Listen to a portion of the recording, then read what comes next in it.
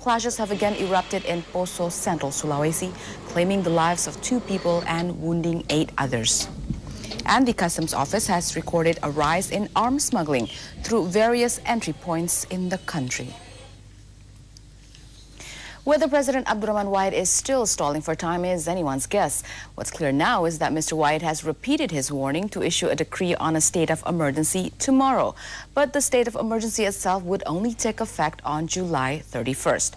The president made his latest stance known during a dialogue with leaders of minority parties at the State Palace last night. In previous statements, Mr. Wahid has threatened to impose a state of emergency on July 20th if a compromise is not reached among the country's major political parties.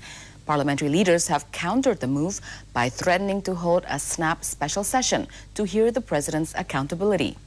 Mr. Wahid says pushing back the date of the state of emergency to July 31st would allow leaders of political parties to reach a compromise in 11 days. The president says if a compromise is not reached by then, the nation would see the emergence of an authoritarian government.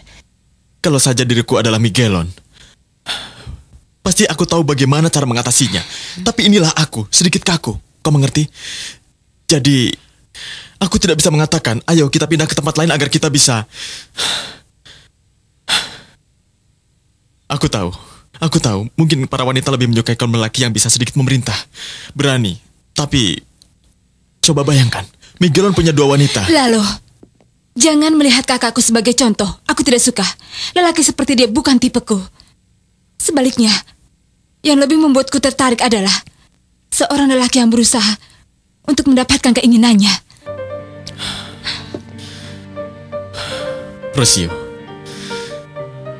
Rosio, kita harus bicara panjang lebar. Aku ingin mengatakan apa yang kurasakan. Apa yang terjadi. Dengar. Waktu suratmu datang berisi foto itu, aku menjadi marah. Hatiku berkata, apa yang telah kau lakukan bersamanya? Bersama Robertito, teman laki-lakimu itu. Mengapa dia begitu berani memelukmu di foto itu? Benarkah kau berkata seperti itu, Lalo? Kau membuatku cemburu. Dan sepertinya memang itu yang kau inginkan. Membuatku cemburu. Dan kau tahu, aku ingat sebuah lagu Tango. Lagu Tango? Iya. Judulnya Nostalgia. Nostalgia untuk mendengar tawamu lagi dan merasakannya dalam hatiku seperti api yang membara. Rasa marah karena merasa dikhianati dan berpikir ada lelaki lain. Aku ingin segera menyatakan cintaku. Kita sudah membicarakannya. Kita saling jatuh cinta. Mungkin. Dengar. Waktu kau masih di sana, aku selalu memikirkanmu. Mengingatmu. Oh ya? Apa yang sudah kita alami. Waktu kita mulai membicarakan hal ini. Dan dalam pikiranku, tiba-tiba terlintas dan membayangkan kau bersenang-senang dari Kipa bersama laki-laki lain. Dan melupakan diriku. Pertama-tama, aku membayangkanmu bersama seseorang yang nakal. Dan kalian sedang tertawa berdua. Setelah itu, kau bersama seorang lelaki hitam yang berkumis, kumis yang tebal. Kemudian dengan seorang lelaki yang tinggi, kurus. Setelah itu seorang lelaki yang berbadan kekar. Dan semua lelaki itu selalu mengikutimu. Dan kau memilih siapa yang paling kau inginkan. Kau sudah membuatku seperti orang gila. Dan sekarang kita harus meluruskan masalah ini, ya? Baiklah. Gadis itu mendapat nasib yang buruk. Ya, lelaki itu meninggalkannya dan akan menikah dengan wanita lain. Apa? Tapi setauku lelaki itu ingin kembali kepadanya. Dan Maria Emilia lah yang menolak hal itu. Dengar Rodrigo, aku tidak tahu persis bagaimana ceritanya. Karena dia tidak cerita dari awal. Hanya sekarang keadaannya seperti itu. Tapi dia tidak mengatakan... Tidak, dia tidak mengatakan tentang kehamilannya. Dan dia sudah siap untuk menghadapi segalanya. Dia wanita yang tabah. Ya, tapi dia marah sekali. Untuk wanita seperti Maria Emilia, apa yang terjadi sekarang adalah sesuatu yang sangat gawat. Tidak seharusnya dia menjadi orang tua tunggal. Sayangnya ada banyak kaum lelaki yang tidak bertanggung jawab yang meninggalkan anaknya. Aku melihat dari banyak kasus pasienku. Kasihan sekali. Ada ratusan, bahkan ribuan anak yang tidak mengenal orang tuanya. Yang tumbuh hanya dengan kasih sayang ibunya saja. Dan pada saat dia kehilangan kasih sayang ibunya, maka... Kau membicarakan hal ini seperti mengerti permasalahan. Karena aku merasakannya sendiri. Kalau begitu kau... Ya, aku seorang anak tanpa ayah. Karena itu aku menganjurkan Maria Emilia, jangan sampai anaknya seperti aku. Leticia menasihatiku. Aku harus mencari ayah bagi anakku. Aku tidak boleh tinggal sendirian. Aku harus mencari seorang lelaki yang baik, sayang padaku, dan juga melindungiku. Sekarang saatnya aku memerlukan itu. Agar di saat anak itu lahir, dia mempunyai seorang ayah yang akan menyayanginya dan memberikan tempat perlindungan baginya. Apa kabar, Emi? Halo. Aku kesini untuk melihat apa Rodense sudah datang. Dan kau kenapa tidak kerja? Ya. Sedang apa kau di sini?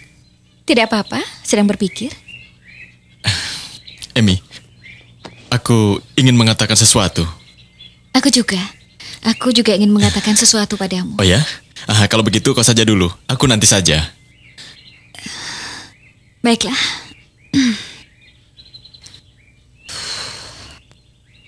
Aku sedang hamil. Apa? Aku akan punya seorang anak. Menakutkan lalu, sangat menakutkan. Bukan hanya bagiku saja, tapi juga bagi anak yang akan kulahirkan ke dunia ini. Bisa kau bayangkan, seorang anak tanpa ayah. Seorang anak yang masih membutuhkan bantuan, kepercayaan, bimbingan dari orang tuanya. Dan di atas segalanya, kasih sayang.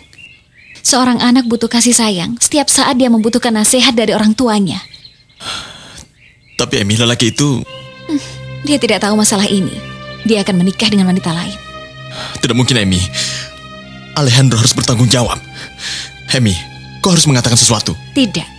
Aku tidak akan mengatakan apapun lalu. Aku bisa memaksanya, Emi. Tidak lalu. Aku sudah tidak peduli lagi padanya.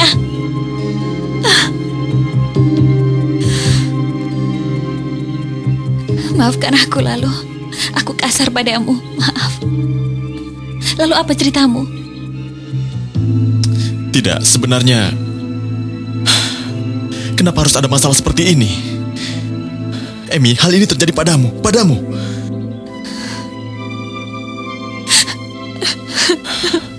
Sudahlah, Emi, sudah, tenanglah. Jangan menangis. Lalu kau selalu bersikap baik kepadaku, juga kepada keluargaku.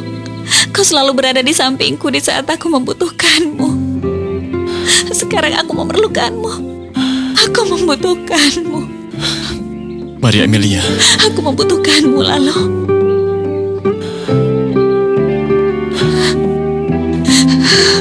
Ya. Aku semalam menelponmu untuk mengajak pergi dan kau tidak ada. Mereka pergi untuk merayakan ulang tahun Paman Esteban dan makan malam di restoran, dan mereka mengundangku. Kau pergi sendirian? Tidak, mereka yang pergi dan aku di rumah. Itu di hari ulang tahunmu. Itu hanya sebuah permainan. Sebuah permainan. Aku hanya ingin tahu bagaimana reaksimu. Tapi sebenarnya hasilnya sangat mengejutkan. Apa maksudmu? Kupikir kejutan itu akan menjadi sesuatu yang istimewa, tapi aku tidak pernah membayangkan kau akan pergi dari tempat itu. Masalahnya aku... Wajahmu langsung berubah. Tapi Esteban, mengapa kau berani-beraninya membawaku dalam hal seperti itu? Hah? Aku bukan seorang laki-laki untuk Baiklah, kadang-kadang satu kunci bisa membuka pintu yang lain. Kupikir kejutan itu akan membantumu untuk sedikit melupakan Monica. Tapi setiap orang punya aturan moral, kan? Aku mempunyai konsep yang berbeda denganmu.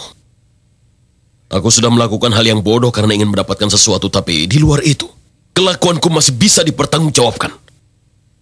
Dan wanita yang bersamaku sekarang juga harus mempunyai sikap yang baik. Tentu, Yolanda memang demikian, tapi... Dan Monica juga. Monica juga akan seperti itu.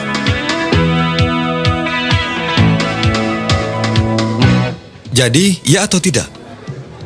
Dengar, aku datang ke sini hanya untuk minum beberapa gelas bersamamu. Kau tidak tahu bagaimana perasaanku waktu kau menelpon. Terlebih lagi waktu kau mengundangku untuk datang ke tempat yang bagus seperti ini, Monica. Itu karena saat ini aku merasa bosan. Tinggal di rumah, tidak kemana-mana, bahkan tidak bicara dengan siapa-siapa. Monica, maaf, aku tidak bisa datang ke pemakaman nenekmu. Masalahnya aku sedang keluar kota, aku tidak tahu. Kau sedang bepergian? Iya, perjalanan singkat urusan pekerjaan. Baiklah Monica, ceritakan tentang rumahmu itu. Rumah tempat tinggalmu sekarang. Menyenangkan, tapi aku masih harus membeli barang-barang. Kau tidak mau mengundangku untuk datang ke sana? Aku tidak tinggal sendirian. Di sana ada adikku dan istrinya. Selain itu, tentu saja masih ada pembantu. Baiklah, kau sudah tahu bahwa aku punya satu tempat di mana kita bisa berdua saja. Kau dan aku. Ayah, aku menyesal sudah membuat ayah cemas. Jangan khawatir sayang. Kapan saja kau membutuhkan ayah, telepon saja. Ayah akan datang kemari ya.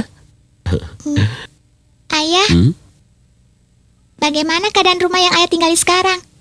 Seperti ini, sama dengan rumah kita? Tentu tidak, itu sedikit lebih besar. Kenapa ayah mencari yang lebih besar? Karena bukan aku yang memilihnya, tapi... Iya, aku mengerti. Siapa yang tinggal di sana?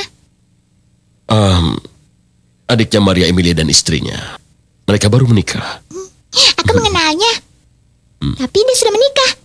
Dia kan masih sangat muda, ayah. Ya, tapi kau tahu, mereka kan sudah menikah. Dan karena itu, rumahnya harus besar. Kau mengerti kan? Mereka nantinya akan mempunyai anak dan... Ya, di sana juga tinggal neneknya tapi sudah meninggal. Tapi Maria Emilia tidak pindah kan? Tidak, dia tidak mau. Alia akan menikah dengan Marcia. Iya. Mereka juga pasti akan mempunyai anak. Tentu saja. Mereka akan menjadi keponakanmu, sayang. Apa ayah juga akan mempunyai anak dengan wanita itu? Apa jawabmu, Monica? Tidak, Ernesto, itu tidak mungkin. Ayolah, kau tidak bisa merasakannya jika bersama laki-laki seperti Francisco Aguirre. Ernesto, dia tidak akan bisa menyenangkan dirimu. Aku tahu bahwa kau tidak menyayanginya. Jadi mengapa harus banyak berpikir? aku ingin mendapat status yang baru dengan rasa hormat.